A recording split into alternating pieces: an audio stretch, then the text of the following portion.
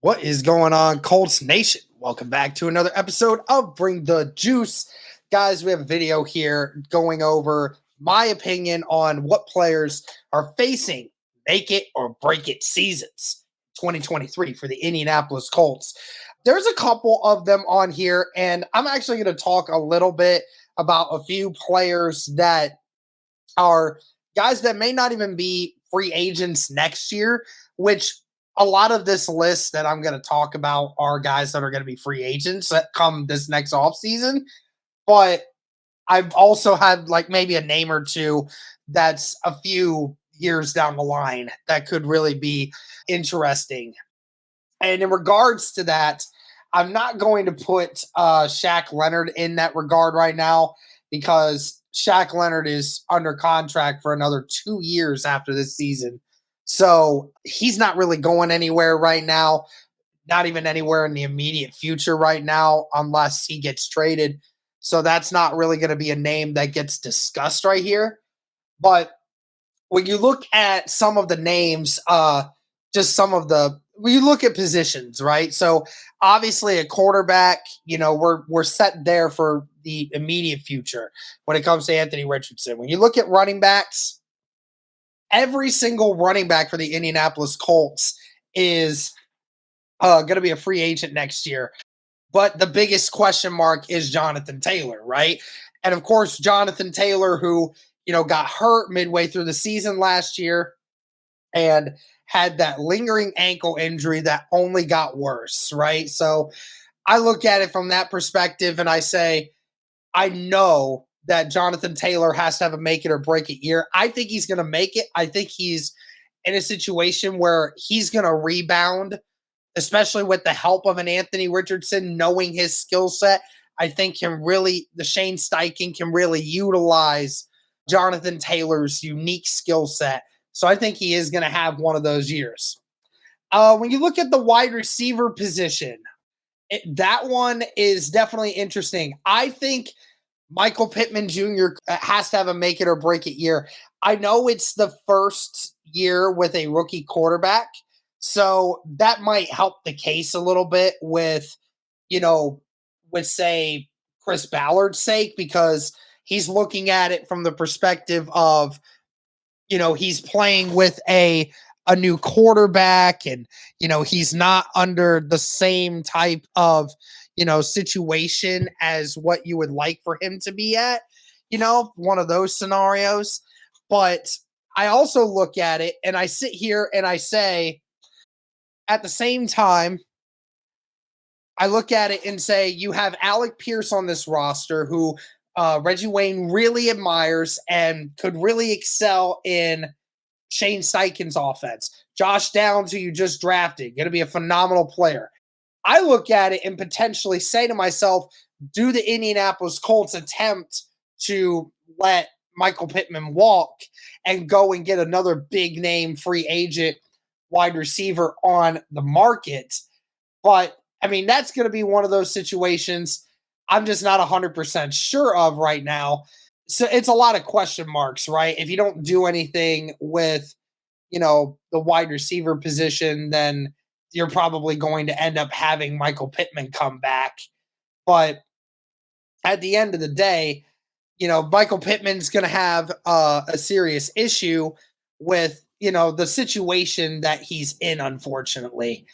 At the end of the day, Michael Pittman's got to have an interesting one because Michael Pittman really dropped off from this last year. I know the quarterback play was an issue, but you could see that sort of situation where, other teams may, potentially want a Michael Pittman, and the Colts may potentially want to look in a different direction if they can help it. So that'll be an interesting one, but I do believe Michael Pittman's going to have a comeback year. I do believe that. When it comes to the tight end room, that's pretty much filled up right now. Offensive linemen, I don't really think anyone is like right now in a make it or break it year. I think most of these guys are going to rebound. I don't think it's going to end up being a huge issue. I mean, when you look at like the free agents that are going to be available next year at wide receiver, to go back to Michael Pittman, really the only big ones that the only big name wide receiver that you can get to go over Michael Pittman would be Mike Evans. And of course, they're not going to do that with the fact that Mike Evans is going to be 31 next year. So, at the end of the day, unless the Jaguars don't go with Calvin Ridley again.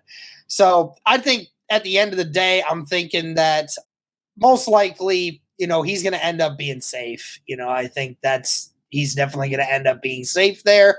So we won't have to worry about that. And then going to the defensive side, that is where the bulk of the butter is going to be at. So Jonathan Taylor, Michael Pittman, really for the most part are the only guys that you have to really worry about when it comes to the offensive side of things. And we'll figure out whether or not those guys are going to get contracts. And most likely they will.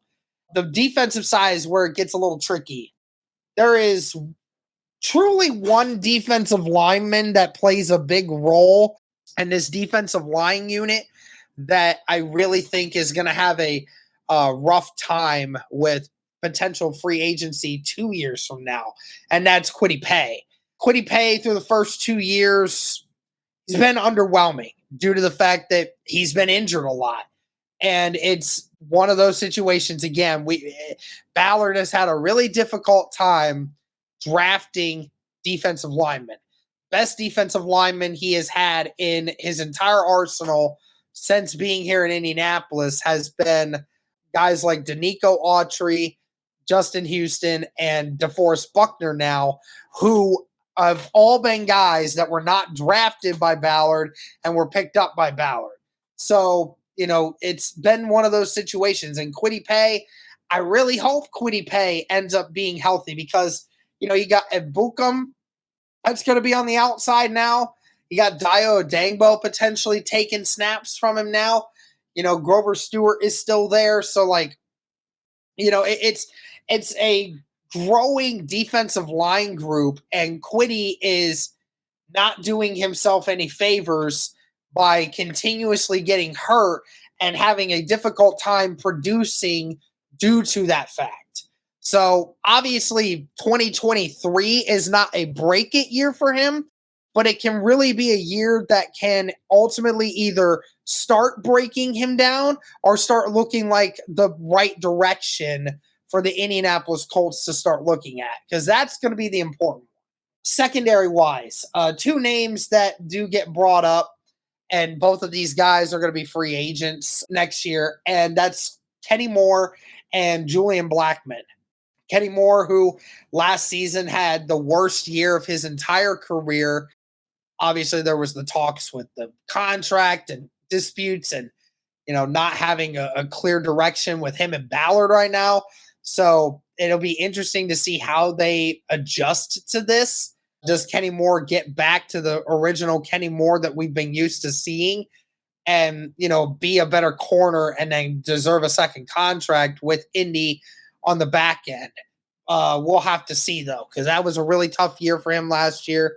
And then, of course, Julian Blackman, too, who has gotten injured over the last 2 years and has had difficulty staying on the field as well. And he just hasn't quite been the same player that he was his rookie year, where I think he ended up having 4 or 5 turnovers forced that year, was a perennial defensive rookie of the year candidate.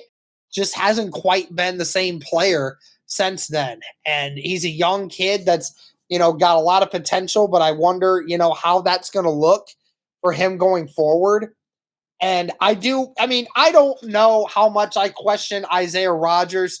I know he's going to be a free agent next year, but I'm pretty dang positive that Indy will keep Isaiah Rodgers around because Isaiah Rodgers is pretty much the quote-unquote veteran in the cornerback room now.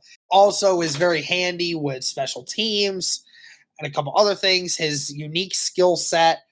He's a different kind of corner than what normally Ballard would go with, which, again, could potentially be another thing where, maybe that is a thing where if Isaiah Rodgers doesn't ball out, maybe Ballard believes that, you can move on from him.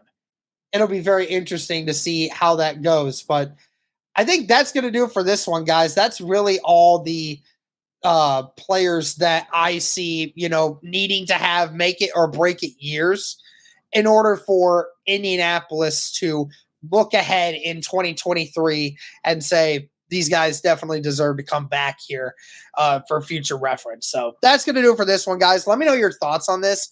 Thank you guys so much for tuning in. Give me your thoughts on it. And as always, go Colts.